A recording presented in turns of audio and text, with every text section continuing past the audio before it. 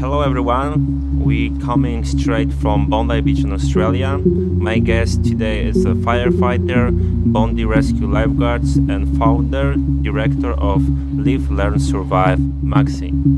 How are you guys? It's good to be here. Perfect, hey Maxi. Are you ready to start? Yes, I'm ready to start. Let's get into it. Alright, first time I realized that lifeguarding was my calling. First time I realised lifeguarding was my calling, I was actually 12, 13 years old, and I was down at South Maroubra Beach. I was doing some nippers, which is kind of like life-saving competitions as a child down at the beach, and I saw the lifeguards doing rescues. And from an early age, I always wanted to be a firefighter from a young age, and I knew that lifeguarding could be a stepping stone of becoming a firefighter, so I pursued my dreams. At the age of 15, getting to do work experience down here at Bondi Beach, and I was, at that time when I turned 16, I was the youngest professional lifeguard in Australia to work at this beach, and I was lucky enough to use the knowledge and experience to be able to get in the fire service, fire brigade, when I was 24. The person who has shaped me the most as a lifeguard? The person who shaped me most as a lifeguard, I'd say the team of lifeguards. You know, everyone's got something to offer and to teach you. I was very lucky to have really good mentors. A lot of the lifeguards from back when I first started 18 years ago have moved on or retired, so it was up to me to step up and to be able to keep that legacy going, be able to give back to the new and up-and-coming lifeguards that are joining the service. You know, we've got over 100 years of lifeguard service down here at Waverley Beaches, and it's been an honour to be a part of it for the last 18 years. And yeah, it's a really good workplace. What motivates me to work in the water rescue? What motivates me for water rescue is helping people, being able to be fit and healthy to be able to rescue someone at any given time, and making sure that I do the education with my Live Learn Survive charity by educating kids and young adults before they come to the beach, rivers, lakes, dams, you know, when it comes to fire safety, doing that early education so when they do spend the day outdoors, they're nice and safe and they know what to do in an emergency situation. Hence, if I do have to do a rescue as a firefighter or a lifeguard, I always make sure that I'm ready and prepared to be able to execute the rescues. Phrase, slogan or saying that has guided or influenced me in my lifeguard career? Yeah, I think you know, the slow down, take a deep breath, remain calm. It's so important to do all those things, because in a stressful situation you've got people having the worst day of their life, and by you being nice and calm and reassuring, it's going to make the rescue effort a lot more smoother, and it's going to help you cope with the critical factors that you dealt with, whether it be on the beach, in a park, at a swimming pool, or at a fire. So being calm, reassuring is very important. The moment I'm most proud of in my lifeguarding career? The most proud moment of my lifeguarding career would have to be some of the bigger days as a lifeguard. We get big crowds down here.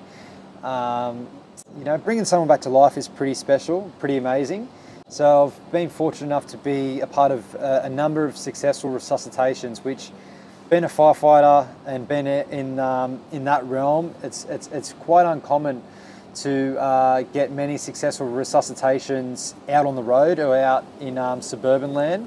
But on the beach, because they're so fresh and it happens right in front of you, you have the skills, the knowledge and the equipment to be able to preserve and save people's lives. And seeing someone clinically dead, assistedly flatlined, no heart rate, to be able to do good, effective CPR, using our BVM, our bag valve mask with the oxygen, and using a defibrillator, seeing people come back to life, it's an amazing thing. The funniest story from my lifeguarding career? Oh, there's plenty of funny stories. If you have seen Bondi Rescue over the years, there's always pranks and some funny situations that I've been a part of. but I can't really think of two. It's like, you know, when there's so many, you can't really think of an exact one, but let's just say every day down here is a different day, and there's always a fun story, or there's always something that makes you laugh, whether it's in the team or out in the public. It's always fun down here. A rescue operation that seems impossible, but I still managed to save someone. Yeah, a number of years ago, massive surf, really big surf, a boat overturned around the corner with the rocks, and it was probably 8 to 10 foot swell. People were overboard on the boat. They were in the water. They didn't have life jackets. We responded via jet ski out through the surf break, which was very hard to get out. We got around there, and we had to time picking the patients up before the sets came to knock the ski and the boat and the patients up the cliff or up the rocks. So that's quite stressful, and looking back now, they were very lucky, and the fact that they didn't have life jackets is, you know, that's a big no-no. You're around boats and around water, have a life jacket, know your safety, know your capabilities, know your knowledge, know what to do. A rescue operation that didn't seem dangerous but could have ended tragically. Yeah, pretty much every rescue. If you're not prepared or you don't know how to use your equipment, there's a chance that you might come across, you know, you might be a generic rescue paddling out on the rescue board, a wave might come and knock you off and the board gets washed in and you're out there with the patients, you know. There's been a couple of times where that's happened, but you need to make sure that you know your craft, you know your equipment, and you know what to do in those emergencies. And you always got to be one step ahead of things failing and not going to plan. On the jet ski especially, you know, as you know, if a wave knocks you and pulls the lanyard off, it cuts the engine. Yeah. So you need to make sure that you have hands on the handlebars, you time punching through the waves, and yeah, you know what to do if the machine or equipment was to fail. If I could change one thing about the lifeguarding, it would be? I think we need to do more education, hence why the Live Learn Survive charity. We're doing a lot of stuff in schools all across Australia, in the parts of the world.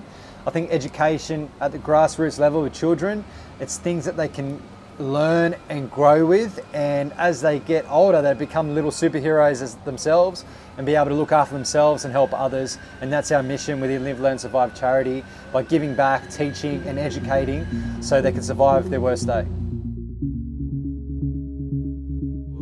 Right now, a little special question. Yep. If I could walk in someone else's shoes for a one day, who it will be? You can be like everyone. Yeah, I think, you know, you've been very lucky to travel around the world. I've done some lifeguarding in America, but that's about it. I haven't done much lifeguarding overseas.